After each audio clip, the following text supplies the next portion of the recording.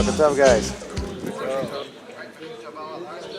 Navi Amos had his nevuah here. Hinei yamim ba'im, nu Hashem yeh ra'av ba'aretz. There will be a hunger in the land, and the hunger will not be for bread, and the thirst will not be for water, but to hear the words of Hashem. That's what this place is about. So I want to just tell you this one story. We got contacted by this group of Germans, right? And we thought that they were Jews, because why else would they be contacting us and asking us to come out here and help volunteer to build the place? Turns out that they are not only not Jews, but most of them were children and grandchildren of Nazis. And they wanted to come out and volunteer to help build this place. We said, why? They said, after the horrific things that our parents and grandparents did to the Jewish people, we wanted to come out here and volunteer. And why here? Because the world is the most against you out here. This is the tip of the spear that the world hates you the most. This is where we want to stand with you. And we said, we don't even have any money to pay you. They said, we're going to bring our own supplies. You need to pay us nothing. As a matter of fact, we'll be happy to donate to you for the privilege of coming out here. They just did tremendous amounts of work. And so Jeremy and I are sitting there drinking our tea, thinking about if, like, my wife's grandmother, who was in Auschwitz, could know that that guard in that tower that's shooting Jews, his grandson is going to be singing Tehillim as he's building this place. And it's just insane. It's insane. So I met them at 7 a.m. right outside this door. They were waiting for their orders about what to do. I was called up to the army. I was wearing my uniform.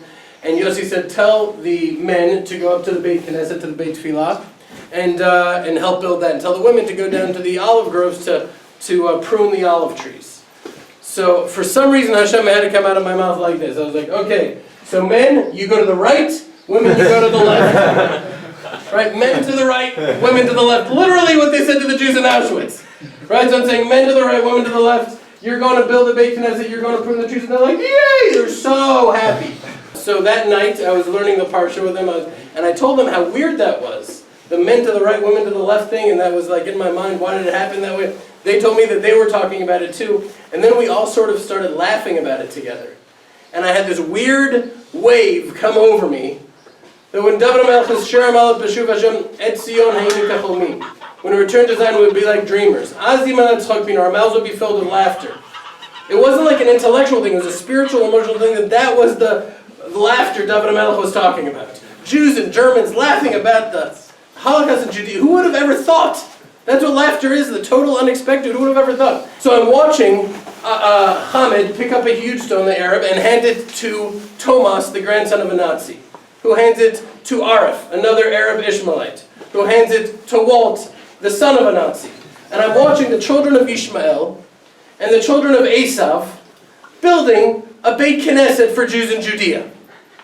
Hashem, give us the eyes to see that it's happening now.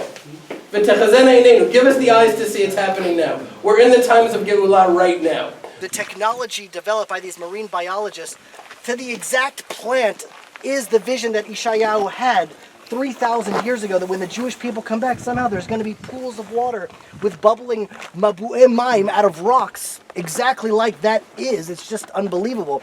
Amos gave us a vision, the last visions that are written in his book, that the Jewish people are going to return to Israel. They're going to plant vineyards and plant gardens of fruit, and then one day drink of their wine and eat their fruits. You know, each person is going to sit under their fig tree and under their grapevine. The average lifespan of an olive tree is 500 years. That's the average life.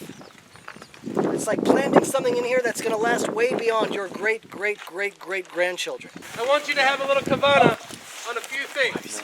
Number one, the story is told that when Rav Kook came to Eretz Yisrael, he planted a tree for the first time. His Talmidim say that his hands were shaking and tears were flowing out of his eyes. He was weeping, his hands were shaking at the schut that he was planting a tree in Eretz Yisrael. This isn't about you. This is your parents and their parents and their parents. How many generations of your ancestors have been praying to return to Eretz Yisrael?